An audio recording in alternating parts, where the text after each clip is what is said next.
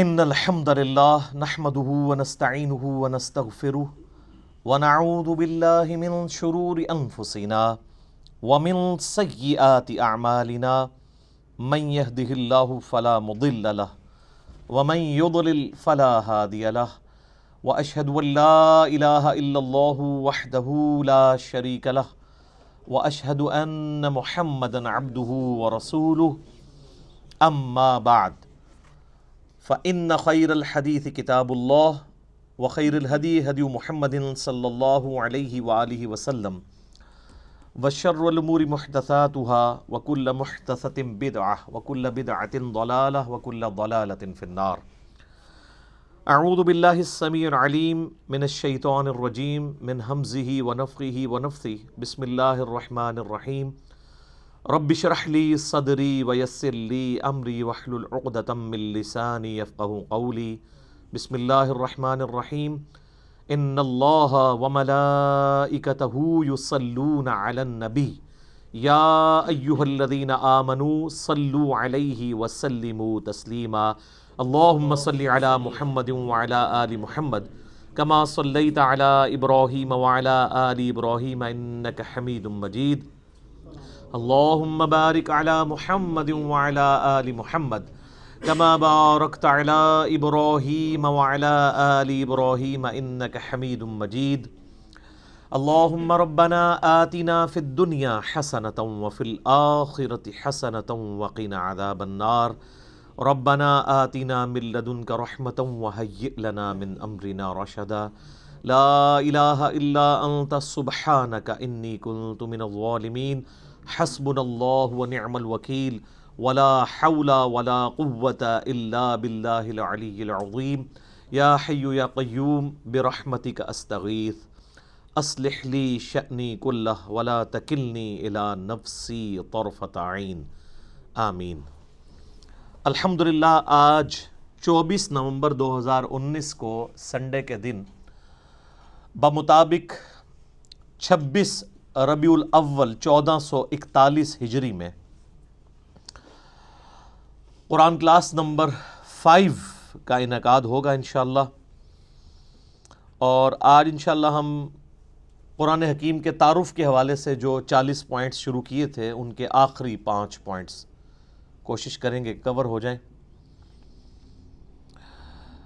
علمی point number 36 وہ ہے میرے بھائیوں، قرآن حکیم 2 طرح کے علوم کو اتھینٹک مانتا ہے. نمبر 1 ریویلڈ نالج یعنی وحی کا علم، اور نمبر 2 ایکوائرڈ نالج یعنی سائنس کا علم. The knowledge obtained through observations and experiments is known as science. قرآن حکیم ان 2 علوم کے سوا کسی اور کو ایز اے علم ایکسیپٹ نہیں کرتا. یا تو وہی تصدیق کر دے کسی بات کے صحیح یا غلط ہونے کی، یا پھر اسٹیبلش سائنس، ہائپوتھیسز یا تھیوریز نہیں، اسٹیبلش سائنس. جس طریقے سے یہ چیز اسٹیبلش ہے کہ پیٹرول آگ کو بھڑکا دیتا ہے، قرآن حکیم میں کہیں نہیں لکھا ہوا، لیکن یہ ہماری آبزرویشن ہے اور بالکل یہ ایکسپیریمنٹ سے ہمیں بالکل فرملی یہ چیز پتہ ہے. تو یہ ڈیفینٹ علم ہے، اور اسی کا ذکر اللہ تعالیٰ نے قرآن حکیم میں اس حوالے سے کیا. سورہ بنی اسرائیل میں جو 10 کمانڈمنٹس آئی ہیں ان میں سے 9th کمانڈ ہے وَلَا تَقْفُ مَا لَيْسَ لَكَ بِهِ عِلْمٍ إِنَّ السَّمْعَ وَالْبَصَرَ وَالْفُؤَادَ كُلُّ أُولَٰئِكَ كَانَ عَنْهُ مَسْئُولًا. اے انسان کسی چیز کی پیروی اس وقت تک مت کر جب تک کہ تیرے پاس اس حوالے سے کوئی ڈیفینٹ علم نہ آ جائے. بے شک کان، آنکھیں اور عقل اس کے بارے میں تم سے پوچھا جائے گا کہ تم نے ان 3 انسٹرومنٹس کو استعمال کر کے حق بات تک پہنچنے کی کوشش کیوں نہیں کی. تو جو بھی علم کان، آنکھ یا عقل سے حاصل ہوتا ہے وہ ایکوائرڈ نالج ہے. اور یہ جو فزیکل فینومینا آف نیچر ہیں یہ اتنا محکم علم ہے کہ حضرت ابراہیم علیہ السلام نے نمرود کے مقابلے پر جس دلیل سے اسے خاموش کروایا وہ یہی دلیل تھی کہ میرا رب وہ ہے جو مشرق سے سورج نکالتا ہے، اگر تو رب ہے تو مغرب سے نکال کے بتا. یہ ایک فزیکل فینومینا آف نیچر، ایک ڈیفینٹ قانون قدرت کو انہوں نے بنیاد بنایا تھا خدا کے ایک ہونے کی، اللہ کے ایک ہونے کی۔ تو یہ محکم علم ہے۔ ان دو علوم کے سوا کوئی بھی علم ہوگا، یعنی کوئی بھی انفارمیشن ہمیں ملے گی جو ان دو علوم کے اندر فال نہیں کرتی ہوگی، وہ ایکسیپٹیبل نہیں ہوگی۔ مثلا اگر کوئی شخص کہے کہ زلزلہ اس لیے آتا ہے کہ ایک گائے ہے، اس نے ایک سینگ کے اوپر زمین کو اٹھا رکھا ہے، جب وہ تھک جاتی ہے تو دوسرے سینگ پہ اٹھا لیتی ہے، اس کی وجہ سے زلزلہ آتا ہے، تو یہ اس کی تصدیق نہ قرآن کرتا ہے، نہ ایکوائرڈ نالج یعنی سائنس کا علم کرتا ہے، نہ ریویلڈ نالج نہ ایکوائرڈ نالج، بلکہ سائنس ہمیں بتاتی ہے کہ ٹیکٹونک پلیٹس کی ڈسٹربنس کی وجہ سے ہی زلزلے آتے ہیں۔ بہرحال وہ پلیٹس ڈسٹرب کون کرتا ہے، تو اس پہ تو سائنس اس طرح کی تمام ایشوز پہ کہتی ہے it is physical phenomena of nature, یہ قانون قدرت ہے، ایسا ہی ہوا کرتا ہے۔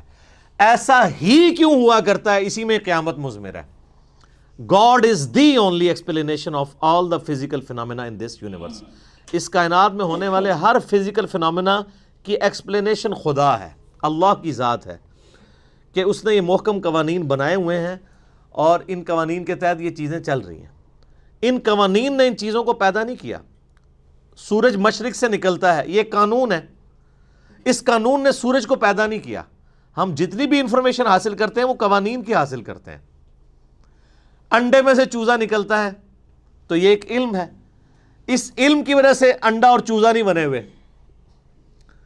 جتنی بھی چیزوں کو آپ ڈیپ ڈگ کریں گے تو الٹیمیٹلی آخر میں جا کے یہی کہنا پڑتا ہے it is physical phenomena of nature, یہ قانون قدرت ہے، ایسا ہی ہوا کرتا ہے۔ کیوں ہوا کرتا ہے ایسا ہی، اس کے پیچھے اللہ ہے۔ ان دو علوم کے سوا کوئی بھی علم ہوگا اس کو قرآن حکیم ایکسیپٹ نہیں کرے گا، اسلام اسے علم کے طور پر نہیں مانتا۔ اسی طریقے سے آپ کو پتہ ہے ہمارے تو سب کانٹیننٹ کے معاشرے میں چیز مشہور ہے کہ اگر گھر کی منڈیر پہ کوا بیٹھا ہو تو مہمان آتے ہیں، کسی کی جوتی پہ جوتی چڑھ دے تو کہتے ہیں اس کے لیے سفر لکھا ہوا ہے۔ اس قسم کے کتنے توہمات ہیں جو ہمارے معاشرے میں عام ہیں۔ ان چیزوں کی تصدیق نہ سائنس کرتی ہے اور نہ ہی قرآن یا سنت وحی کا علم کرتا ہے۔ اور آپ یہ دیکھ لیں کہ جو لوگ ایکوائرڈ نالج کو بھی مانے ہوئے ہیں نا، وہ بھی کافی حد تک توہمات سے بچے ہوئے ہیں۔ اگر آپ کسی گورے سے کہیں نا کہ کالی بلی راستہ کاٹ دے تو اس کا مطلب ہے تمہارے لیے نحوست ہے۔ سر آپ ٹنڈولکر کے آگے 100 کالی بلیاں پھیر دیں پھر بھی آپ کو سینچری مار کے جائے گا۔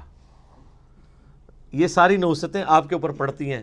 اپنی باقی کمزوریوں کو ان چیزوں کے ساتھ جوڑنا یا اللہ کی طرف سے ملنے والی کسی کامیابی کو کسی اور چیز کے ساتھ جوڑ دینا، یہ توہم پرستی ہے۔ اللہ کے ساتھ چیزوں کو جوڑنا چاہیے۔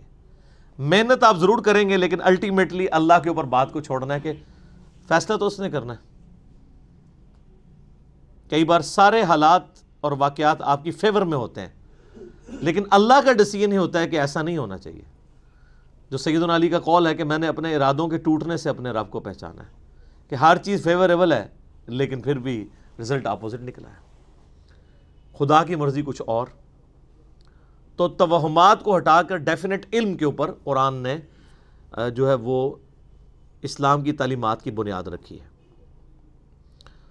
اور یہ جو سائنس کا علم ہے یہ اتنا محکم علم ہے، اس کے بارے میں اللہ تعالیٰ نے قرآن حکیم میں 1000 سے زیادہ آیات ہیں جو سائنٹیفک فینومینا یا فزیکل فینومینا آف نیچر کے ساتھ ڈیل کرتی ہیں۔ اور اس کا کلائمیکس وہ آیت ہے سورہ حامیم السجدہ کے بالکل اینڈ میں، سَنُرِيهِمْ آيَاتِنَا فِي الْآفَاقِ وَفِي أَنفُسِهِمْ حَتَّى يَتَبَيَّنَ لَهُمْ أَنَّهُ الْحَقُّ۔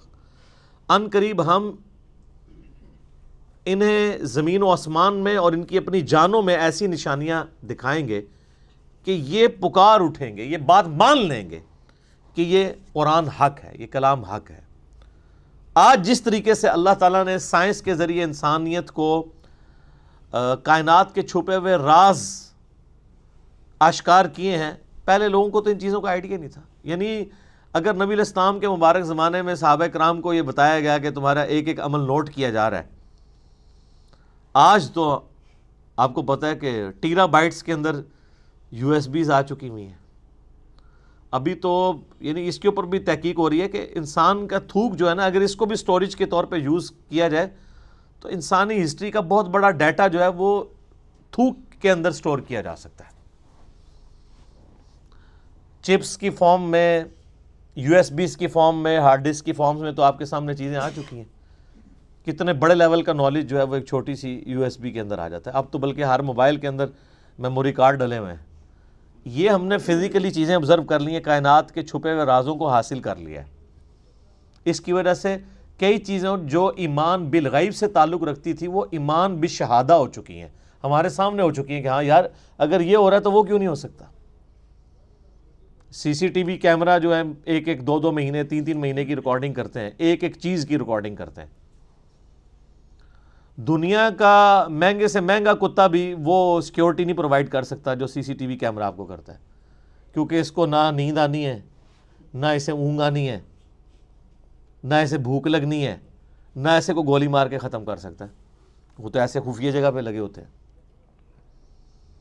اور ہر چیز آپ ریوائنڈ کر کے ایک چیز دیکھ سکتے ہیں، پکڑی جاتی ہیں چیزیں. تو یہ سب کچھ اللہ تعالیٰ نے انسان کو کان، آنکھیں اور عقل کے ذریعے فزیکل فنومنا آف نیچر کو آبزرو کر کے یہ ساری چیزیں ترقی کروائی ہیں. تو اسی کانٹیکسٹ میں یہ بات بھی یاد رکھیے گا کہ قرآن حکیم کے جو پرانے تراجم ہیں ان میں جہاں جہاں ہمارے بزرگوں سے سائنس کی علم کی کمی کی وجہ سے غلطیاں ہو گئی ہیں، وہ غلطیاں آپ قرآن کے کھاتے میں نہیں ڈالیں گے. قرآن کے صرف ٹیکسٹ کی گارنٹی ہے کہ یہ محفوظ ہے. اگر قرآن کا ترجمہ کسی نے ایسا کیا جو اس وقت کے لمیٹڈ سائنس کے نالج کے تحت اتنا ہی کسی کو علم تھا تو وہ اب قرآن کے کھاتے میں نہیں ڈالا جا سکتا.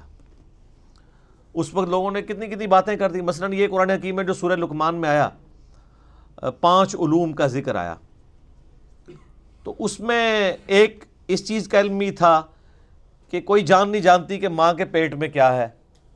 سورہ لقمان میں بھی اور صورتوں میں بھی اس کا ذکر آیا. تو ترجمہ کرنے والوں نے اس کا ترجمہ کر دیا کہ لڑکا ہے یا لڑکی، خود سے ہی بیچ میں ڈال دیا، جو آج ہمارے لیے مصیبت بنی ہوئی ہے.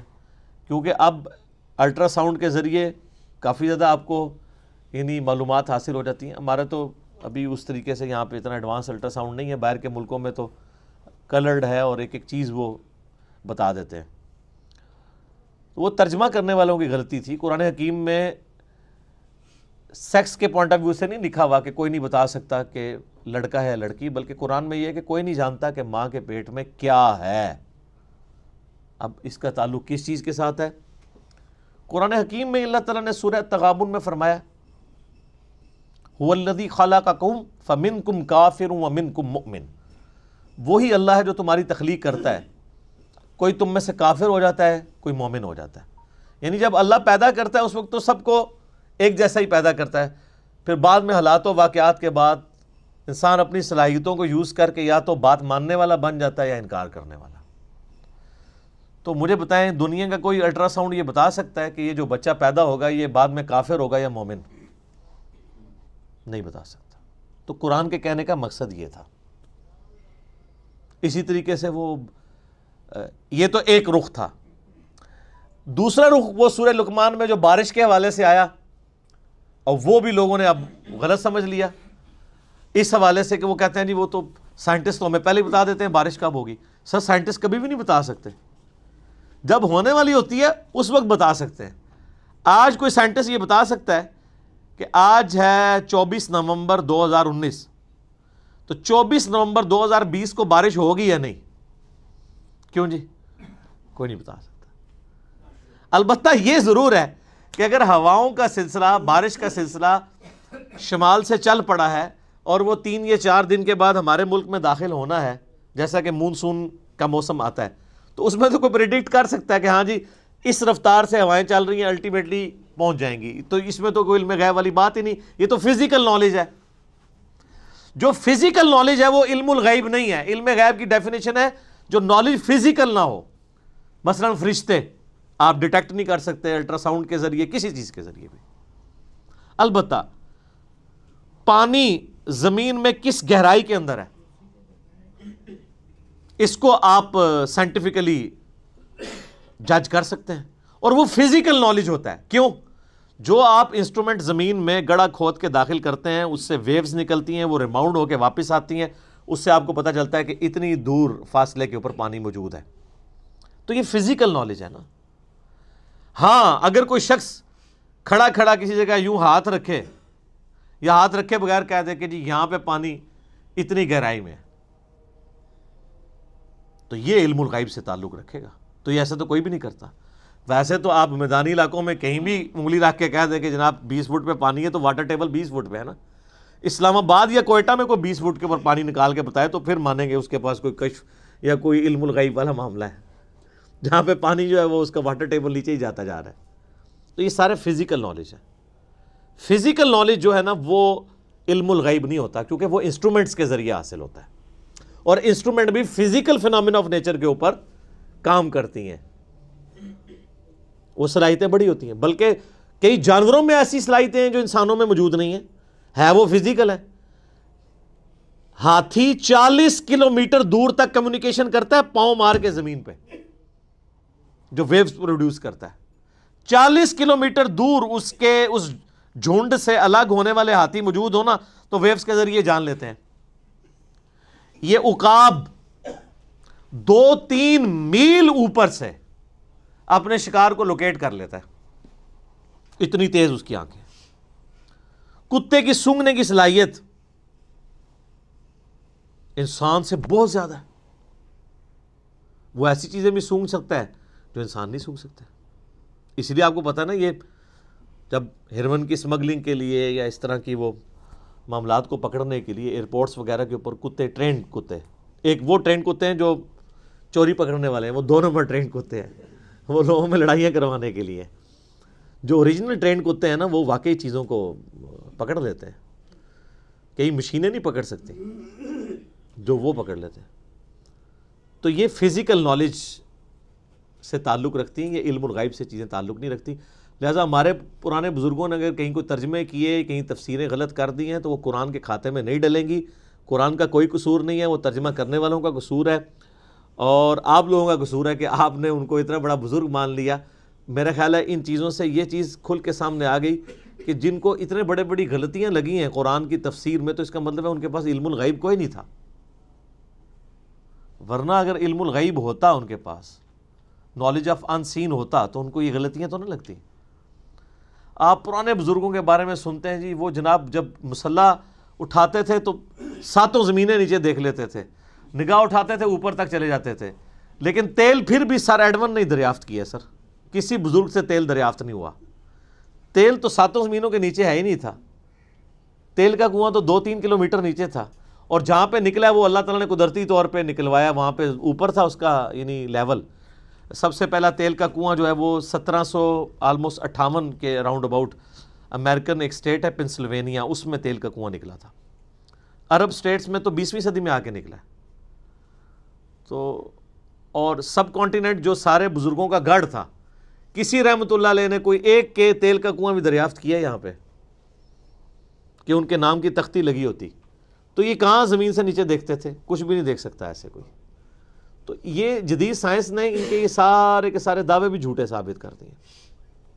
تو قرآن پاک کا وہ ترجمہ اور تفسیر جو پرانے بزرگوں نے کیا وہ قرآن کے کھاتے میں نہیں ڈلے گا. کیمیائے سعادت میں اگر امام غزالی نے لکھ دیا کہ سورج زمین سے 60 گنا بڑا ہے, تو یہ ان کے لیک آف نالج تھا. آج ہمارے بچے کو بھی پتا ہے کہ 13 لاکھ گنا بڑا ہے. اب 60 کو 13 لاکھ گنا کرنے کے لیے چلے 60,000 بھی کہہ دیتے تو ہم 2-4 صفرے لگا کے ان کو بخشوا لیتے. اتنی بڑی غلطیاں ان سے کیسے ہوئی ہیں؟ اسی لیے کہ ان کے پاس وہ علم نہیں تھا جو آج سائنس کے ذریعے ہمیں پتہ ہے. تو یہ ان کا کوئی عیب بھی نہیں ہے, اس میں ان کی توہین بھی نہ کی جائے. توہین آٹومیٹکلی اس لیے ہو جاتی ہے کہ آپ نے ان کے بارے میں کلیم کیا ہوا نا, وہ کلیم چونکہ اب جھوٹا نکلا ہے تو توہین تو آٹومیٹکلی ہوگی, کیونکہ آپ تو کہتے ہیں وہ تو جناب ہر چیز جان لیتے ہیں. ہم نے تو اس سے بڑی بات کی ہے کہ ہم اپنی میکینیکل انجینئرنگ کا ایک فارمولہ لکھ کے دیتے ہیں, زمین و آسمان کے سارے بزرگ مل کے جنہوں نے انجینئرنگ نہیں پڑھی ہوئی اس کو پڑھ کے بتاتے ہیں. سمجھنا تو بڑی دور کی بات ہے. یہ میں اس لیے کہہ رہا ہوں کہ میکینیکل انجینئرنگ خدا کو تو آتی ہے نا, خدا تو کسی بزرگ کو سکھا سکتا ہے نا, تو سکھائے, ایسا نہیں ہوگا. ہاں یہ کلیم اگر پیغمبر کے بارے میں کیا جائے اس کے ساتھ ہو جائے گا, وہ بھی اگر اللہ چاہے گا تو. جیسا کہ حضرت صالح علیہ السلام سے ڈیمانڈ کی گئی کہ پہاڑ میں سے اونٹنی نکلے, تو اب یہ فزیکل فینومینا آف نیچر کے خلاف ہے, اللہ نے نکال کے بتائی. پیغمبر کو منوانے کے لیے اللہ تعالیٰ نے معجزہ کروا دیا. بزرگوں والا معاملہ نہیں ہوتا کہ وہ کچھ کر کے دکھا سکتے ہیں، کچھ بھی کوئی نہیں کر سکتا۔ اسی لیے میں آپ کو کہتا ہوں کہ آپ لوگ بیمار ہوتے ہیں تو آپ کو مزاروں پہ لے کے جاتے ہیں، اور مزاروں والے جب بزرگ بیمار ہوتے ہیں ان کو آغا خان اور شفا انٹرنیشنل لے کے جاتے ہیں۔ میں نے آج تک نہیں کوئی دیکھا کہ کوئی بڑا پیر بزرگ بیمار ہوا ہو اور وہ پاکستان کے مہنگے ترین ہاسپٹل میں علاج نہ کروا رہا ہو، تو یہ کس کو دھوکہ دے رہے ہیں؟ ان کو بھی اٹھا کے مزاروں پہ لے جایا کریں نا۔ کتنے بڑے بڑے، میں نام نہیں لیتا، بالکل پرسنل بات ہو جائے گی، ان کے یقین کریں ان کے پیشاب بند ہوئے ہیں تو ان کو آغا خان سے انہوں نے کروایا ہے، اور پوری دنیا کو تعویذ لکھ کے دے رہے ہیں وہ لوگ، لاکھوں مرید ہیں ان کے، ایک تعویذ خود لکھ کے اپنا پیشاب کھول کے بتا دیتے نا، کوئی کچھ نہیں کر سکتا۔ تو اس طرح کی جو چیزیں جڑی ہوئی ہیں فزیکل نالج کے ساتھ، اس میں اگر کہیں پہ کسی نے غلطی کھائی ہے تو اس کو آپ قرآن کے کھاتے میں نہیں ڈالیں گے، بلکہ آپ ڈالیں گے بابوں کے کھاتوں میں۔ بابوں کے کھاتوں میں بہت کچھ ڈال چکا ہوا ہے، اس میں سے یہ بھی ڈال لیں آپ۔ اسی طریقے سے ترجمے سائنس کے نالج کم ہونے کی وجہ سے غلط کر دیے۔ میں نے اکثر مثال دی، ایک بڑی یعنی نمائندہ مثال ہے قرآن میں، جو بخاری مسلم میں آتا ہے کہ پہلی 5 آیات سورۃ العلق کی نبی علیہ السلام پہ پہلی وحی نازل ہوئی ہے، اقرأ بسم ربک الذی خلق، خلق الانسان من علق۔ ہمارے پرانے سارے بزرگوں نے خلق الانسان من علق کا ترجمہ کیا ہے، اللہ تعالیٰ نے انسان کو خون کی پھٹکی سے پیدا کیا، ڈراپ آف بلڈ سے پیدا کیا۔ یہ ترجمہ سارے کرتے آئے، حالانکہ اس کے لیے ان کے پاس کوئی بنیادی دلیل موجود نہیں تھی۔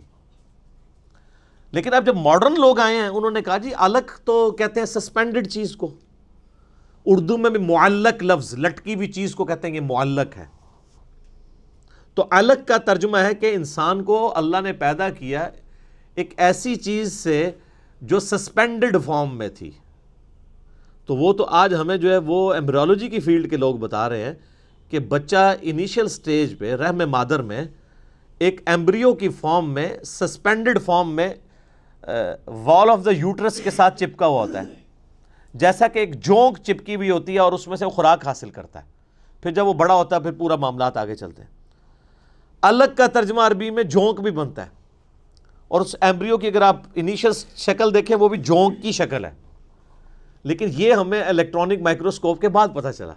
آج کے جب لیٹسٹ لوگ ترجمہ کرتے ہیں تو وہ پھر یہ ترجمہ کرتے ہیں کہ ایک ایسا یعنی انیشل ایمبریونک سٹیج سے انسان کو اللہ نے بڑا کیا جو جونک نما تھی، جو یوٹرس آف مدر کی وال کے ساتھ چپکی ہوئی تھی، اور اس طریقے سے آگے معاملات چلے۔ بلکہ اس حوالے سے ایک یعنی پروفیسر کیتھ مور جو اس وقت دنیا میں اس فیلڈ میں اتھارٹی مانے جاتے ہیں، انہوں نے تو باقاعدہ اپنی یعنی ٹیکسٹ بک ان کی ایز اے ٹیکسٹ بک ان کی کتاب پڑھائی جاتی ہے ایمبریولوجی کی فیلڈ میں، انہوں نے قرآن حکیم کی باقاعدہ آیات جو ہے وہ کوٹ کی ہیں کہ سب سے بہترین ایکسپلینیشن ایک ایمبریو کس سٹیجز سے گزرتا ہے، جنین جسے ہم اردو میں کہتے ہیں، قرآن حکیم کرتا ہے۔ اور انہوں نے باقاعدہ پھر اسلام بھی قبول کیا اس کی وجہ سے۔ انہوں نے کہا مجھے یہ بات ماننے میں کوئی عار نہیں ہے کہ قرآن حکیم ایمبریولوجی کی فیلڈ کے حوالے سے جو باتیں کرتا ہے وہ 8 سے 100 سال پہلے بھی کسی کو نہیں پتہ تھی، اور چاہے جائے کہ 8 سے 1400 سال پہلے ایک شخص جو ریگستان میں پیدا ہوا ہے وہ یہ ساری چیزیں بتائے جو کہ ہمیں 20ویں صدی میں بھی 1960s 70s میں آ کے الیکٹرانک مائکروسکوپ کی وجہ سے جو چیزیں ہم پر ریویل ہوئی ہیں، یہ اس کے سوا کوئی چارہ نہیں کہ ہم مانیں کہ اس کا سورس ڈیوائن ہے، یعنی اللہ کی طرف سے۔ انہوں نے باقاعدہ اسلام بھی قبول کیا۔ تو یہ جو سائنٹیفک فیکٹس ہیں قرآن کے، یہ وقت کے ساتھ ساتھ سامنے آ رہے ہیں، اور اس میں ایک بہت کڑوی بات ہے لیکن سمجھنے کے لیے وہ چیز ضروری ہے، کیونکہ نبی علیہ السلام نے خود سمجھائی ہے۔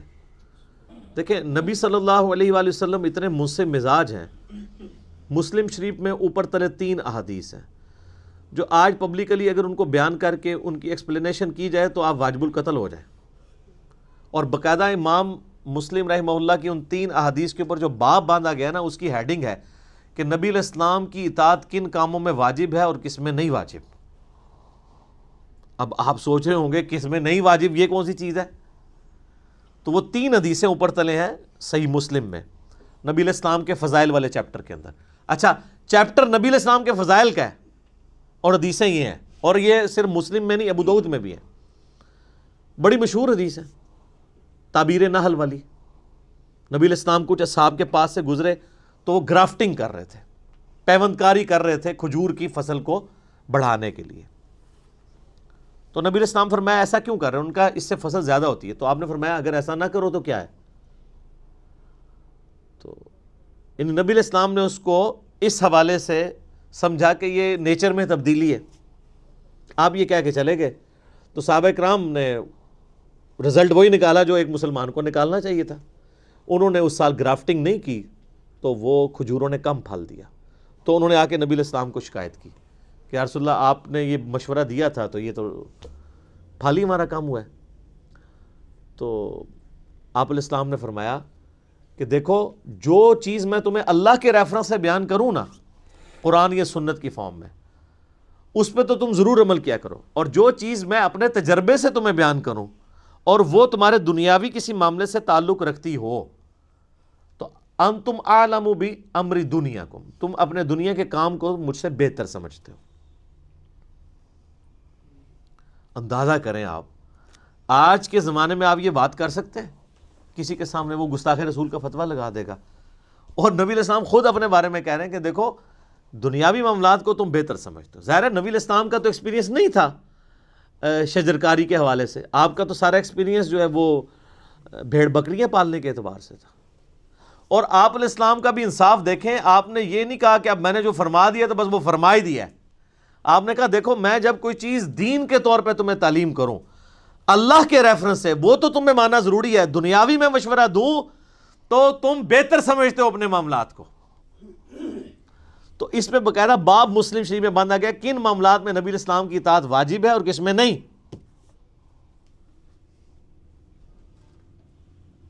یار یہ محمد رسول اللہ کا ہی حوصلہ ہے صلی اللہ علیہ وآلہ وسلم، جو اس لیول پہ اتر کے بات کر رہے ہیں۔ یا تو یعنی ان پڑھ جاہل لوگ جن کو نماز بھی نہیں آتی ہے، دین کے حوالے سے ان کے مشورے لوگ ماننے کے لیے تیار ہو جاتے ہیں، اور دنیا کے حوالے سے کتنے پیر ہیں ان کے کہنے کے اوپر لوگوں نے بچے اپنے ذبح کر دیے۔ یہ لوگوں کا علمی لیول ہے۔ تو نبی صلی اللہ علیہ وآلہ وسلم نے انصاف کیا اور فرمایا کہ دنیاوی معاملات کو تم بہتر سمجھتے ہو۔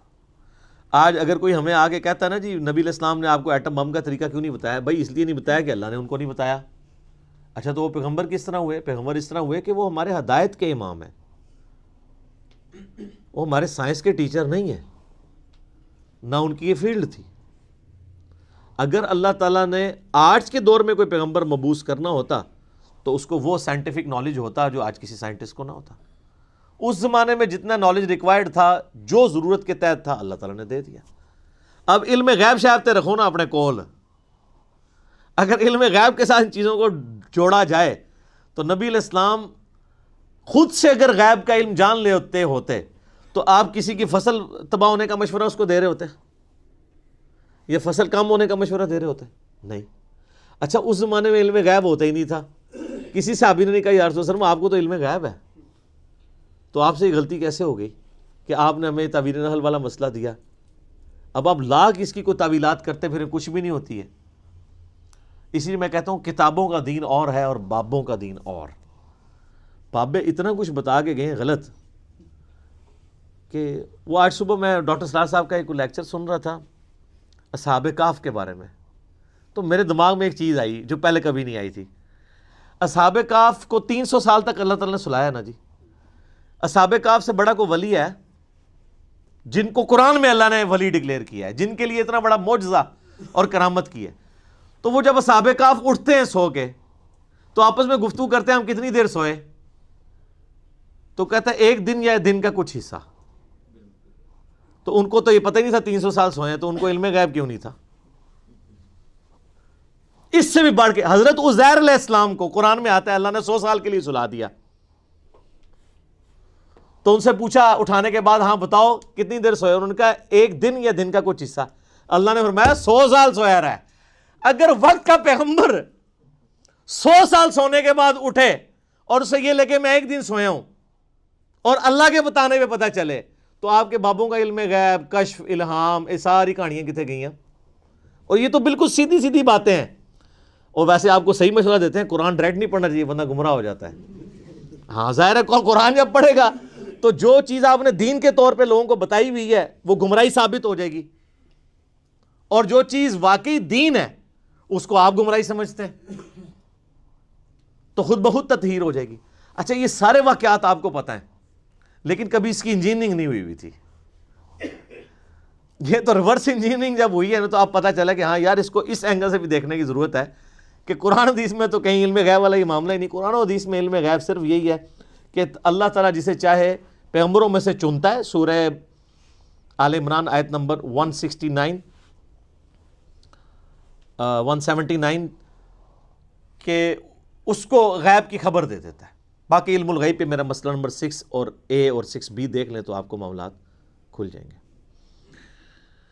علمی پوائنٹ نمبر 37 وہ ہے میرے بھائیوں، چونکہ قرآن حکیم عربی زبان میں نازل ہوا ہے لہٰذا عربی زبان سے جب اسے ٹرانسلیٹ کیا جائے گا نا کسی اور زبان کے اندر تو الفاظ کے چناؤ میں فرق آئے گا. یہ آپ نے ذہن میں رکھنا ہے. البتہ مفہوم میں فرق نہیں آئے گا. اور یہ صرف عربی کا معاملہ نہیں ہے، دنیا کی کسی بھی زبان کو دوسری زبان میں ٹرانسلیٹ جب کیا جاتا ہے تو ایک جیسے الفاظ کے ساتھ نہیں ہو سکتا. مثلا اگر میرے سامنے 10 انگلش کے پروفیسر بیٹھے ہوں جنہوں نے ایم فل کیا ہوا ہو اور وہ اردو سپیکنگ ہو بائی برتھ، کاپٹک ہوں یعنی وہ بائی برتھ اردو لینگویج جاننے والے ہوں، ان کی مادری زبان ہو، اور 10 کے 10 لوگوں کو میں انگلش کا ایک مضمون دوں اور میں کہوں کہ اسے اردو میں ٹرانسلیٹ کرو، تو کیا 10 کے 10 لوگ منوان ایک ایک لفظ سیم ترجمہ کریں گے؟ نہیں، الفاظ کے چناؤ میں فرق آئے گا چونکہ انگلش ٹرانسلیٹ ہو رہی ہے اردو. ایون انگلش کو انگلش میں بھی ٹرانسلیٹ کریں تو الفاظ کے چناؤ میں فرق پڑ جائے گا کیونکہ ایک لفظ کے ایکویلنٹ کئی الفاظ ہوتے ہیں، وہ اپنی انٹینسٹی کے پوائنٹ آف ویو سے یوز ہوتے ہیں.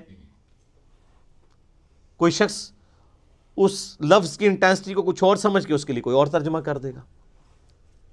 ترجمے میں الفاظ کے چناؤ میں فرق ضرور آئے گا لیکن مفہوم میں کبھی فرق نہیں آئے گا. یہ میں بات اس لیے کر رہا ہوں کہ مولویوں نے سب سے بڑا دھوکہ یہ دیا ہے وہ جی ترجمے لوگوں نے چینج کر دیے جی کدھر ترجمہ پڑھیے جی، اور سر جس کا مرضی پڑھیں کوئی فرق نہیں پڑتا، بلکہ سب سے بہتر ہے گوگل حافظہ اللہ کا پڑھیں. ہاں آپ دنیا کی کوئی لینگویج ڈالیں اس میں ایک کمانڈ کے اوپر ود ان 1 سیکنڈ دوسری طرف انگلش میں اس کا ترجمہ آ جاتا ہے. چاہے وہ آپ عربی کی کوئی حدیث ڈال دیں، آن لائن فری ہے، کوئی پیسے نہیں. آپ گوگل میں جا کے لکھیں، گوگل ٹرانسلیٹر کھولیں تو 2 ڈبے بنے ہوئے آ جائیں گے. لیفٹ ڈبے میں آپ کوئی دنیا کی زبان، جناب جتنی زبانیں، کسی بزرگ کو بھی اتنی زبانیں نہیں آتی ہیں. دنیا کی 3000 سے زیادہ زبانیں ہیں، کسی زبان کو آپ ڈالیں دوسری طرف انگلش میں ترجمہ ہو کے آ جائے گا. اور وہ ترجمہ کرنے کے لیے گوگل یہ بھی نہیں دیکھے گا کہ میں نے بریلوی والا ترجمہ دکھانا ہے، دیوبندیوں والا ہے، اہل حدیث والا ہے، شیعہ والا. اس نے وہی ترجمہ دکھانا ہے جو اس کا بنتا ہے، تو پکڑا جائے گا. تو یہ دھوکہ انہوں نے دیا ہوا ہے اور اس کی وجہ سے پھر وہ قرآن سے وہ ایسا روند مارتے ہیں کہ لوگ قرآن پڑھنا چھوڑتے ہیں. وہ کہتے ہیں نہیں جی لو اس نے ترجمہ وہ کر دیا، یہ کر دیا. اور زیادہ تر یہ ہنگامہ کھڑا کیا ہے بریلوی مکتبہ فکر اور شیعہ مکتبہ فکر کے لوگوں نے. پھر ٹوٹکے بنائے ہوئے ہیں جی، وہ دیکھیں جی بسم اللہ کا ترجمہ کیا ہے جی. اچھا اب امام احمد بریلوی صاحب نے بسم اللہ کا ترجمہ کیا ہوا ہے اللہ کے نام سے شروع. اب اشری تھانوی صاحب نے ترجمہ کیا ہوا ہے شروع کرتا ہوں اللہ کے نام سے. وہ کہتے ہیں ترجمہ غلط ہے کیونکہ اشری تھانوی صاحب شروع سے شروع کر رہے ہیں اور اعلیٰ حضرت نے اللہ سے شروع کیا ہے. حالانکہ آپ کا ہنسنا ہی بتا رہا ہے کہ اینڈ رزلٹ تو ایک ہے، شروع کرتا ہوں اللہ کے نام سے یا اللہ کے نام سے شروع. شیطان کے نام سے تو کسی نے نہیں شروع کیا. مفہوم دونوں باتوں کا سیم ہے کہ نہیں؟ وہ کہتے ہیں نہیں جی بہتر ترجمہ یہ ہے. تو میں کہتا ہوں پھر اگر یہ بہتر ترجمہ یہ ہے آپ اردو لنگوسٹک میں تو کہہ سکتے ہیں لیکن عربی کے پوائنٹ آف ویو سے بسم اللہ کا ترجمہ جو آپ نے کیا ہوا ہے نا اس کے لیے بسم اللہ بھی آپ کو چینج کرنی پڑے گی. وہ بسم اللہ بنے گی اللہ الذی باسمہ ابدہ، اللہ ہے وہ جس کے نام سے میں شروع کرتا ہوں. اگر بسم اللہ میں سے آپ نے اللہ کو پہلے ہی نکال کے نکالا تو اللہ بھی ایسی بسم اللہ بنا سکتا تھا، کوئی مشکل تو کوئی نہیں تھا۔ اگر بسم اللہ میں اللہ کو پہلے نمبر پہ لانا ہوتا تو پھر بسم اللہ یوں ہونی چاہیے تھی، اللہ الذی، اللہ ہے وہ ہستی، بِاسمہ، کہ جس کے نام کے ساتھ ابدہ میں ابتدا کرتا ہوں۔ تو اب آپ اللہ کے ساتھ جھگڑا کریں کہ یار یہ بسم اللہ ٹھیک ہو جائے کسی طریقے سے، اللہ سے سفارش کرتے ہیں، کتنی نان سینس بات ہے، اور ان باتوں کے اوپر الجھ رہے ہیں۔ نہیں، ترجمہ غلط ہو گیا، ترجمہ غلط ہو گیا۔ تو ترجمہ کبھی بھی، اگر ترجمہ ٹھیک کی بات کرتے ہیں، بریلویوں کے آپ اپنے ترجمے اٹھائیں نا، وہ آپس میں ایک جیسے نہیں ہیں۔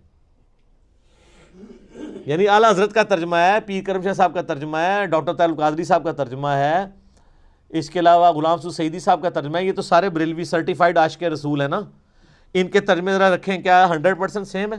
نہیں، مفہوم سیم ہوگا، اور مفہوم کو اگر آپ سیم دیکھیں گے تو دیوبند، اہل حدیث اور شیعہ کے ترجمے بھی ایک جیسے ہی ہوں گے، مفہوم ایک ہوگا۔ ڈنڈی جب بھی ماری جاتی ہے وہ تفسیر میں ہے، اور اگر کوئی ترجمے میں کہیں مارتا بھی ہے وہ پکڑا جاتا ہے۔ اس پہ میں نے ڈیٹیل لیکچر مثلا نمبر 170 ریکارڈ کروا دیا، 170 نمبر، اس میں میں نے بتایا کہ جس نے ڈنڈیاں ماری ہیں وہ کہاں پہ پکڑا گیا۔ اچھا، لیکن دوسری طرف ان کے تراجم کا یہ حال ہے کہ ان کے اپنے بزرگوں نے بھی ترجمے غلط کیے ہوئے ہیں۔ اگر ہم اسے ٹیکنیکلی اگر ہم اس کا انالیسس کریں، مثلا فَبِأَيِّ آلَاءِ رَبِّكُمَا تُكَذِّبَانِ، اس کا ترجمہ سارے بزرگوں نے کیا ہوا ہے، اور تم اپنے رب کی کون کون سی نعمت کو جھٹلاؤ گے اے جن و انس کے گروہ۔ حالانکہ دوزخ کی آیات کے بعد بھی آیت ریپیٹ ہوتی ہے سورہ الرحمن میں، دوزخ کا ذکر آتا ہے، قیامت کا ذکر آتا ہے، جو اللہ کے غضب کی نمائندہ مثالیں ہیں۔ اس کے بعد یہ تو نہیں ہونا چاہیے تھا کہ تم اپنے رب کی کون کون سی نعمتوں کو جھٹلاتے ہو۔ یہ ترجمہ غلط کیا ہے انہوں نے۔ آلہ کا مطلب نعمت نہیں ہوتا، قدرت کی نشانی ہوتا ہے، وہ نعمت بھی ہو سکتی ہے اور زحمت بھی ہو سکتی ہے۔ جنت بھی اللہ کی قدرت کی نشانی ہے اور جہنم بھی اللہ کی قدرت کی نشانی ہے۔ التذکیر بآلاء اللہ، اللہ کی بڑی بڑی نشانیوں کے ساتھ نصیحت کرنا۔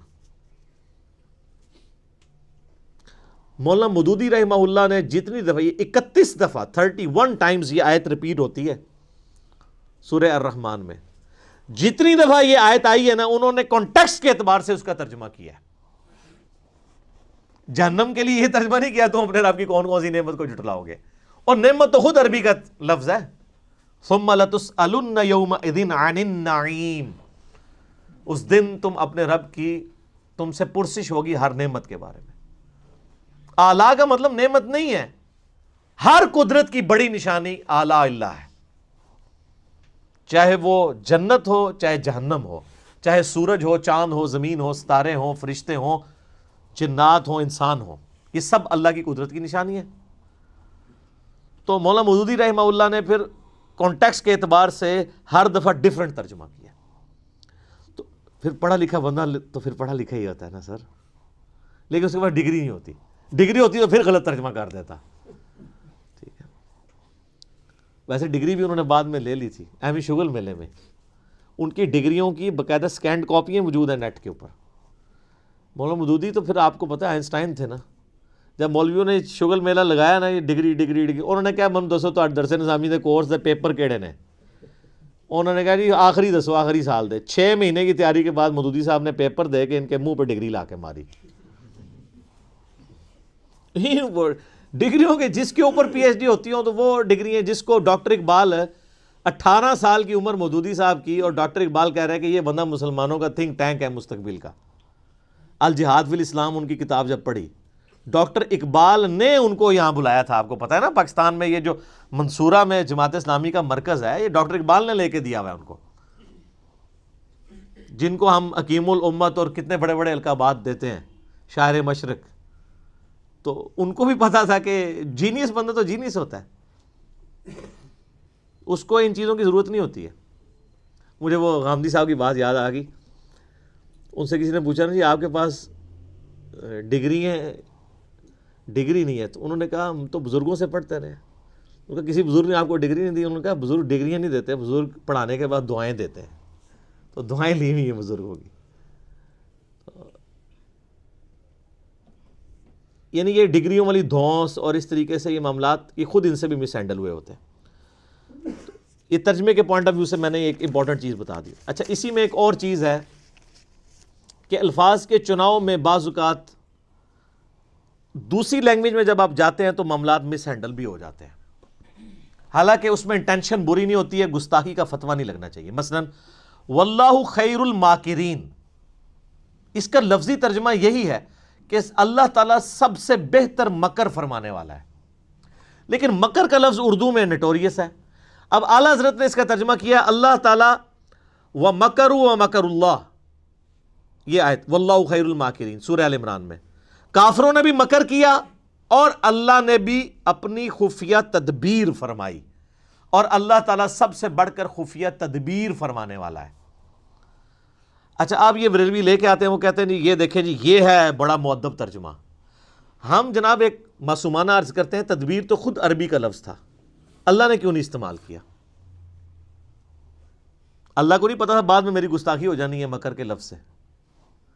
اب جن لوگوں نے مکر کا ترجمہ مکر ہی کر دیا ان کے اوپر یہ وہ لٹھ لے کے انہوں نے مگر پہ کہتے ہیں گستاخی ہوگی گستاخی ہوگی, حالانکہ کوئی ان کی انٹینشن گستاخی کی نہیں تھی. انہوں نے مکر کو انہوں نے کہا نہیں اردو میں مکر نٹوریس لفظ کے طور پہ استعمال ہوتا ہے. انہوں نے کہا بھائی لاکھ انہوں نے یقین دلایا کہ بھائی ہم اس نیت سے نہیں کر رہے ہیں, ٹھیک ہے آپ بہتر ہے جو آپ نے ترجمہ کیا لیکن یہ بھی کوئی غلط نہیں ہے, لیکن پیچھے. اب جب میں نے اعلیٰ حضرت کا سورہ آل عمران سے نکالا ہے کہ صحابہ کرام کہ جب وہ غزوہ احد اور بدر کے کانٹیکسٹ میں تھوڑا سا وہ ڈگمگائے تو وہاں پہ اعلیٰ حضرت نے ترجمہ کیا ہے تم نے نامردی دکھائی, باقیوں نے ترجمہ کیا ہے تم نے کمزوری دکھائی. یہ جو میرا وہ پرائم منسٹر کے دفاع پہ گستاخ صحابہ کا فتویٰ, لاکھوں لوگوں نے میرا وہ کلپ دیکھا ہے, اس میں ایچ ڈی کیمرے میں نے دکھایا نامردی کا لفظ استعمال کیا ہے اعلیٰ حضرت نے صحابہ کرام کے لیے. تو آپ دیں سرٹیفکیٹ عاشق رسول ہونے کا. تو مجھے کئی بریلوی علماء نے بھی فون کیا, کہتے سانو بھی نہیں سی پتا. میں کہا اڑاؤ نا میدان کہو نا کہ اعلیٰ حضرت صحابہ نہ مرد کہہ کے گئے نے, نہ مرد کا کیا مطلب ہے؟ تو وہ تعویل کریں گے نہیں وہ اصل میں شستہ اردو میں کمزوری دکھانے کو نامردی کہتے ہیں.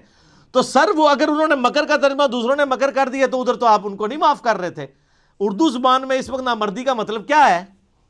جو اسٹیبلش اردو ہے اپنے بابے کا دفاع کریں گے, دوسرے کے بابوں کی چھوٹی سی بات ہوگی رگڑ دیں گے. لیکن بعض جگہ واقعی معاملات مس ہینڈل بھی ہوئے ہیں, جیسے یہ سورہ الضحیٰ کی آیت ہے وَوَجَدَكَ ضَالًّا فَہَدَىٰ. اب اس کا کئی لوگوں نے ترجمہ غلط بھی کر دیا. مولانا مودودی نے صحیح کیا ہے ترجمہ, امین احسن اصلاحی صاحب نے بھی صحیح کیا ہے, ڈاکٹر اسرار نے بھی صحیح کیا ہے, لیکن اشرف تھانوی صاحب باقی لوگوں سے مس ہینڈل ہوا کہ اے نبی ہم نے تمہیں گمراہ پایا تو ہدایت دی. اب وہ اس کی تعویل کرتے ہیں گمراہی سے مراد ہم وہ گمراہی نہیں لے رہے بلکہ جو بندہ راستے کی تلاش میں ہو. لیکن اب وہ چونکہ الفاظ کا چناؤ ہو گیا غلط, اب یہ پیچھے پڑے ہوئے ہوں. اعلیٰ حضرت نے ترجمہ کیا کیا, اے نبی ہم نے تمہیں اپنی محبت میں خود رفتہ پایا تو منزل مقصود تک پہنچا دیا. اب یہی بات وہ بھی کہنا چاہ رہے تھے, یہاں پہ انہوں نے الفاظ کا چناؤ ایسا کیا کہ یہ اس ایک ترجمے کو لے کے وہ پھر لکیر پیٹتے رہتے ہیں, کہتے ہیں دیکھیں نہیں جو نبی کو گمراہ مان رہا ہے آپ نے اس کا ترجمہ پڑھنا ہے. تو اب اس طرح کی مس ہینڈلنگ واقعی ہوئی ہے کہ یہ جب عربی کو آپ اردو میں ٹرانسلیٹ کرتے ہیں تو آپ نے اس کانٹیکسٹ میں دیکھنا ہے یہ ضال کا معنی صرف گمراہی نہیں ہوتا. جو شخص کسی کی تلاش میں سرگرداں پھرے نا اسے بھی ضال کہتے ہیں, کسی کی محبت میں ڈوب کے. جیسا کہ حضرت یوسف علیہ السلام کے لیے قرآن میں آیا کہ ان کے والد کے بارے میں ان کے بھائی کہتے ہیں ان ابانا لفی ضلال مبین, ہمارے ابا تو یوسف کی محبت میں ڈوب چکے ہیں. اب ضال ترجمہ تو وہاں پہ بھی گمراہ ہو سکتا تھا, لیکن ایک بیٹا جو خود مسلمان ہے اس کا باپ پیغمبر ہے, اس نے اپنے باپ کو گمراہ تو نہیں کہنا. ان ابانا لفی ضلال مبین, ہمارے ابا تو یوسف کی محبت میں ڈوب چکے ہیں. اب یہاں پہ لفظ وہی ضال ہے, غیر المغضوب علیہم ولا الضالین, وہاں پہ گمراہی ترجمہ ہے لیکن یہاں محبت. اسی طریقے نبی علیہ السلام کے لیے جب آئے گا نا وَوَجَدَكَ ضَالًّا فَہَدَىٰ, اے نبی ہم نے آپ کو خود رفتہ پایا اپنی محبت میں, آپ کو ہدایت کی منزل مقصود تک پہنچا دیا. کیونکہ ڈیٹم لیول کی ہدایت تو تھی. سورہ یونس میں آیت نمبر 15 اور 16 میں آتا ہے کہ نبی علیہ السلام کی اعلان نبوت سے پہلے کی زندگی کو بھی اللہ تعالیٰ نے نبوت کی دلیل کے طور پہ پیش کیا ہے۔ بنیادی توحید تو آپ کو ہمیشہ سے تھی، نبی تو پیدائشی پیغمبر ہوتا ہے، ہاں مبعوث بعد میں ہوتا ہے۔ پھر قرآن میں وہ جو آیا ما ضل صاحبکم وما غوا، تمہارے نبی نہ کبھی بہک کے ہیں نہ کبھی بہرا چلے ہیں، تو وہاں تو خود اللہ تعالیٰ ہمارا نبی کبھی بھی بہک کے نہیں ہے، تو ووجدک ضالا فہدی کا ترجمہ وہی بنتا تھا جو اعلیٰ حضرت نے کیا ہے، یا مولانا مودودی نے کیا ہے، یا ڈاکٹر اسرار صاحب نے کیا ہے۔ تو اس طرح کے مس ہینڈلنگ کی وجہ سے پھر الٹیمیٹلی نقصان ہوا۔ لیکن اب کئی چیزیں ایسی ہیں جس میں مصیبت کھڑی ہوگی، مثلا لا اقسم بہذا البلد، اس کا ترجمہ سب نے کیا ہے اے نبی میں تیرے شہر مکہ کی قسم کھاتا ہوں۔ اللہ تعالیٰ نے مکہ کی قسم یاد فرمائی ہے، اور یہ بھی بالمفہوم ترجمہ ہے، جو اس کا باللفظ ترجمہ ہے وہ ڈیفرنٹ بنتا ہے، وہ یہ بنتا ہے میں تیرے شہر مکہ کی قسم نہیں کھاتا ہوں، لیکن وہ عربی کا سٹائل ہے، چونکہ یہ ایک لٹریچر کی بک ہے اور دعوت کے لیے اتری ہے، تو وہ جو اس طرح کا لا جو سٹارٹ میں آتا ہے نا، لا اقسم بیوم القیامہ، وہ جو پہلا لا ہوتا ہے نا وہ ان کے عقائد کی نفی کے لیے ہوتا ہے، لا نہیں، غلط کہتے ہو تم، اقسم بیوم القیامہ، میں قسم کھاتا ہوں قیامت کے دن کی، تو وہ لا جو ہے وہ ان کے فرسودہ نظریات کے ساتھ جڑا ہوا ہوتا ہے، لیکن یہ عربی میں تو ہے، اردو میں آپ اس طرح کریں گے تو اردو میں ایسا نہیں اسٹائل ہوتا بولنے کا، تو میں بھی جو کہتا ہوں نا تو یہ سنت الہی ہے، نہ میں وابی نہ میں بابی، میں ہوں مسلم علمی کتابی، نہ سے بات شروع کرنا، آپ کا کلمہ ہی نہ سے شروع ہوتا ہے، کہتے ہیں میٹھی میٹھی باتوں سے سٹارٹ کریں، آپ کا کلمہ ہی نہ سے شروع ہو رہا ہے، لا پہلے نفی کرنی ہے پھر اس بات، کوئی معبود نہیں سوائے اللہ کے۔ اب اعلیٰ حضرت نے اس پہ کیا کیا، انہوں نے بڑی ہوشیاری دکھائی، انہوں نے ترجمہ کیا کہ اے نبی مجھے تیرے شہر مکہ کی قسم، باقی انہوں نے ترجمہ کیا اے نبی ہم تیرے شہر مکہ کی قسم کھاتے ہیں۔ اب دونوں نے سیم ترجمہ کیا، لیکن بریلویوں نے کہا اللہ تو کھاتا نہیں ہے، ہاں دیکھیں گستاخ ہو گئے ہیں، انہوں نے کھانے کی نسبت اللہ کی طرف کر دیا ہے، اللہ تو کہتا ہے نہ اسے بھوک لگتی ہے، وہ تو قرآن میں سورہ نام میں ہے نا کہ اللہ تعالیٰ تم سے سورہ ذاریات میں کھانا نہیں مانگتا، وہ تو خود تمہیں کھلاتا ہے، وہ کہتے ہیں یہ دیکھیں دیوبندی اور اہل حدیث یہ تو اللہ کے کھانے کے قائل ہیں، اور دیکھیں ترجمہ انہوں نے کیا کر، آپ مذاق نہ سمجھیں، یہ کتابیں لکھی ہوئی ہیں، میں کوئی زبانی کلامی بات نہیں کر رہا ہوں، میرے پاس بریلویت دیوبندیت اہل حدیث اور شیعت کا وہ نالج ہے جو ان کے اپنے بڑے بڑے گول کیپرز اور بزرگوں کے پاس بھی نہیں ہے، کیونکہ میں پنجابی اس کہنے لگا وچو وڑ کے نکلے ہوئے ہیں، مجھے پتہ ہے میں اس ساری گمراہی میں رہا ہوں نا، ہم خود یہ لوگوں کو دھوکہ دیتے رہے ہیں، ہم سے زیادہ کون جانتا ہے، کہتے ہیں کھاتا کھاتا، دیکھیں اللہ کی طرف کھانے کی نسبت کر دی، اللہ تو کھانے سے پاک ہے، اور دیکھیں یہ کتنا مؤدب ترجمہ ہے، تو وہ مؤدب ترجمہ تو میں نے بتا دیا، ان صحابہ کو نہ مرد لکھا ہوا ہے، ایک اور لے جائیں، سورہ نمل میں وہ جو جنات پیش ہوتے ہیں نا، حضرت سلمان علیہ السلام وہ تخت بلقیس کے لیے، تو قال عفریت من الجن، ایک بڑا دیو ہیکل جن بولا کہ میں آپ کی اس مجلس کے برخاست ہونے سے پہلے ہی وہ لے آؤں گا، تو اب وہ عفریت کا ترجمہ اعلیٰ حضرت نے کیا ہوا ہے ایک خبیث جن بولا،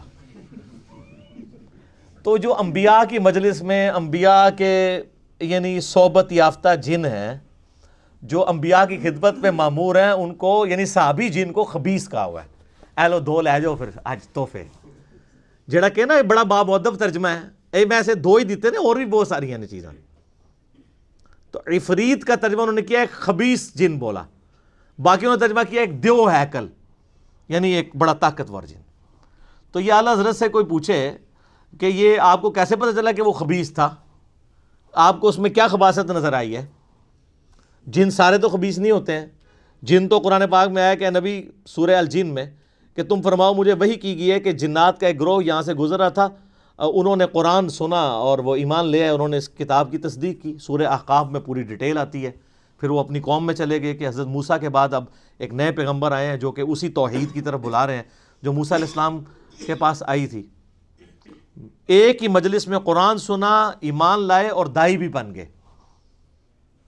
تو حضرت سلیمان علیہ السلام کی مجلس میں جو جنات تھے، جب تک سلیمان علیہ السلام یا قرآن یا حدیث یہ نہ بتائے کہ کون سا کافر جن تھا اور کون سا مسلمان جن، آپ خود کس طریقے سے نیگیٹو یعنی اپروچ کیسے رکھ سکتے ہیں؟ آپ کو تو پازیٹیو اپروچ رکھنی چاہیے۔ اور پھر وہ اپنی خدمات پیغمبر کے وقت کے پیغمبر کے لیے پیش کر رہے ہیں اور آپ اسے کہہ رہے ہیں خبیث جن۔ ٹھیک ہے، تو اس لیے میں کہتا ہوں کہ پہلے لوگوں کو گستاخی کے سرٹیفکیٹ یہ دیا کرتے تھے، اب ان کے بزرگوں کے لیے بھی محبت اور عشق کا سرٹیفکیٹ جو ہے نا وہ اس پلیٹ فارم سے جاری ہوگا تو ہم مانیں گے، یا پھر آپ باقیوں کو بھی چھوڑیں جن کے اوپر آپ نے فتوے لگائے ہیں، کسی نے بری انٹینشن سے ترجمے نہیں کیے ہوئے۔ اچھا، وہ ایک اور قرآن پاک میں جگہ آتا ہے سورہ بقرہ میں بھی کہ یہ اللہ سے مذاق کرتے ہیں، اللہ بھی ان کے ساتھ مذاق کرے گا۔ وہ کہتے ہیں دیکھو جی ان کا خدا تو مذاق کرتا ہے، یہ مذاق تو بری چیز ہے، اللہ کی طرف منسوخ ہے۔ اچھا، اعلیٰ حضرت نے کیا ترجمہ کیا؟ انہوں نے کہا کہ یہ اللہ یہ یعنی ایمان والوں سے مذاق کرتے ہیں، اللہ تعالیٰ بھی ان سے استہزاء فرماتا ہے۔ اور انہوں نے عربی جی لکھتا ہے استہزاء، تاکہ مصیبت ہی نہ کھڑی ہوئے۔ اچھا، اسی طریقے سے قرآن پاک میں آتا ہے نا کہ اللہ تعالیٰ ان کو گمراہ کر دے گا ان کی بدعمالیوں کے سبب۔ تو اس طرح کے جو الفاظ اس حوالے سے آتے ہیں تو اس میں اعلیٰ ترجمہ کرتے ہیں اللہ تعالیٰ انہیں غافل کر کے مارے گا۔ وہ کہتے ہیں آپ کسی بھی غلط چیز کی نسبت اللہ تعالیٰ کی طرف نہیں کریں گے۔ یار جب اللہ تعالیٰ نے خود الفاظ کا چناؤ قرآن میں ایسا کیا ہوا ہے، اور پھر اس سے بڑھ کر یہ کہ انہوں نے پھر ترجموں میں اس لیول تک دو نمبری کی کہ باقیوں کے اوپر گستاخی کے فتوے لگا دیے۔ وما محمد الا رسول قد خلت من قبلہ الرسل، محمد تو نہیں مگر ایک رسول ہی، ان سے پہلے بھی کئی رسول گزرے۔ افئن مات، اگر یہ مر جائیں، او قتلا یا قتل ہو جائیں، تو کیا تم دین سے الٹے قدم پھر جاؤ گے؟ اب اعلیٰ حضرت نے کیا ترجمہ کیا؟ محمد تو نہیں مگر ایک رسول ہی، اگر یہ انتقال فرما جائیں یا وصال فرما جائیں یا شہید کر دیے جائیں تو تم دین سے الٹے قدم پھر جاؤ گے۔ وہ ترجمہ ہی چینج کر دیا، ماتا کا ترجمہ تھا مر جائیں۔ وہ میں ڈاکٹر طارق قادری صاحب کی ویڈیو دیکھ رہا ہوں، انہوں نے کہا تھا نبی کو مرنے والا کہنے والا ہو تم مر جاؤ، تو یہ کس کو کہہ رہے ہیں؟ اللہ کو۔ سورہ زمر کی آیت ہے انکا میتن و انہم میتون، اے نبی تم نے بھی مرنا ہے اور تمہارے مخالفین کو بھی مرنا ہے۔ اب ان سے پوچھ کے قرآن نازل ہوتا تو ہوتا ہے کہ اے نبی تمہارے مخالفین کو بھی مرنا ہے اور آپ کو بھی وصال شریف فرمانا ہے۔ وصال عربی کا لفظ ہے، یاد رکھیے گا، اللہ نے یہ لفظ نہیں استعمال کیا۔ وفات بھی عربی کا لفظ ہے اور میت بھی عربی کا لفظ ہے۔ اب اللہ نے الفاظ کہ افئن مات او قتل یہ نازل کرواتے قرآن، تو کہتے ہیں کہ آپ جو ہے نا اس کی جگہ ماتا کی جگہ وفات بھی لفظ خیر گستاخی سمجھتے ہیں، وصال استعمال کریں اور قتیلہ کی جگہ استعمال کریں شہید، پھر ہماری تسلی ہوگی، مؤدب ترجمہ ہو جائے گا۔ اور اسی طریقے سے وہ جو سورہ فتح کی شروع کی آیات ہیں اس پہ تو میرا کلپ لاکھوں لوگوں نے دیکھا ہے، انا فتحنا لک فتحا مبینا، وہ ترجمہ ہی الٹ کر دیا ہے۔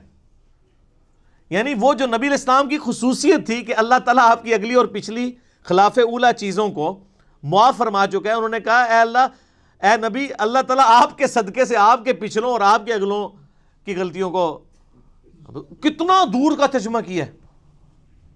حالانکہ بخاری مسلم اٹھائیں، صحابہ کرام تو اس آیت کو کوٹ کر کے اما عائشہ اور باقی لوگ کہا کرتے تھے یا رسول اللہ آپ تو بڑے خوش نصیب ہیں کہ آپ کی اگلی پچھلی خطائیں اللہ نے معاف فرما دی ہیں، گناہ نہیں خطا لغزش ہے۔ حتیٰ کہ بخاری مسلم میں جو حدیث ہے، حدیث شفاعت، کہ سب کے سب لوگ پہلے آدم علیہ السلام کے پاس جائیں گے، پھر نوح علیہ السلام کے پاس وہ ان کو بھیجیں گے، وہ کہیں گے مجھے اپنی غلطی یاد آ رہی ہے، نوح علیہ السلام کہیں گے میں نے اپنے کافر بچے کے لیے دعا کی تھی آج مجھے اپنی غلطی یاد آ رہی ہے، تم موسیٰ کے پاس جاؤ، موسیٰ علیہ السلام کہیں گے مجھ سے بھی بندہ مر گیا تھا، تم ابراہیم کے پاس جاؤ، ابراہیم کہیں گے مجھے بھی 3 دفعہ توریتاً جھوٹ بولنا پڑا، تم جو ہے عیسیٰ کے پاس چلے جاؤ، عیسیٰ ابن مریم کہیں گے کہ بھئی مجھے تو آج اپنی جان کی فکر ہے، البتہ میں ایک ایسے شخص کو جانتا ہوں جس کی اگلی اور پچھلی خطائیں اللہ تعالیٰ نے معاف کر دی ہیں۔ تم محمد رسول اللہ کے پاس جاؤ صلی اللہ علیہ وآلہ وسلم۔ عیسیٰ علیہ السلام قیامت والے دن حضور کے ہاتھوں پہ صلی اللہ علیہ وآلہ وسلم شفاعت کا دروازہ کھولنے کے لیے بنیاد کس کو بنا رہے ہیں؟ کہ جس کی اگلی پچھلی خطائیں معاف ہو چکی ہیں۔ کون سی اگلی پچھلی؟ جو باقی انبیاء کو جس سے ڈر لگا ہوا ہے۔ یہ آیت کو معمولی نہ سمجھیں، حضور کی شان میں بڑی آیات میں سے ہے۔ انبیاء تو قیامت والے دن فکر کر رہے ہوں گے کہ ہم نے جو دنیا میں غلطی ہوئی ہمارا کیا بنے گا۔ اچھا یہ بزرگ کہہ رہے ہوں گے کہ ہم تو جنت میں نہیں جائیں گے جب تک ساروں کو لے نہ جائیں، تو اس کا مطلب ہے کہ آپ کے بزرگوں کا مرتبہ انبیاء سے زیادہ ہوا۔ پھر ظاہر ہے انبیاء تو کہہ رہے ہیں نفسی نفسی، اور عبد القادر جیلانی کہہ رہے ہیں مریدی مریدی۔ کہانی سب کہانی، کوئی کھنگن بھی نہیں دے گا اتھے بھائی، سب کچھ جھوٹ ہے۔ لیکن مرنے کے بعد جب آنکھ کھلے گی تو پھر دیر ہو چکی ہوگی۔ دیکھ لیں جی، آج صرف 2 پوائنٹ ہی کور ہوئے ہیں، 36 اور 37۔ اگلا لیکچر بھی انٹروڈکشن میں جائے گا، لیکن اس کے بغیر حق نہیں ادا ہوتا۔ ٹھیک ہو گیا؟ اللہ تعالیٰ سے دعا ہے جو حق بات میں نے کہی اللہ تعالیٰ ہمارے دلوں میں راسخ فرمائے۔ اگر جذبات میں میرے منہ سے کوئی غلط بات نکل گئی اللہ تعالیٰ ہمارے دلوں سے معاف کر دے۔ اللہم صلی علی محمد وعلی آل محمد کما صلیت علی ابراہیم وعلی آل ابراہیم انک حمید مجید۔ اللہم بارک علی محمد وعلی آل محمد کما بارکت علی ابراہیم وعلی آل ابراہیم انک حمید مجید۔ سبحانک اللہم وبحمدک اشہد ان لا الہ الا انت استغفرک واتوب الیک وما علینا الا البلاغ المبین۔ جزاکم اللہ خیرا۔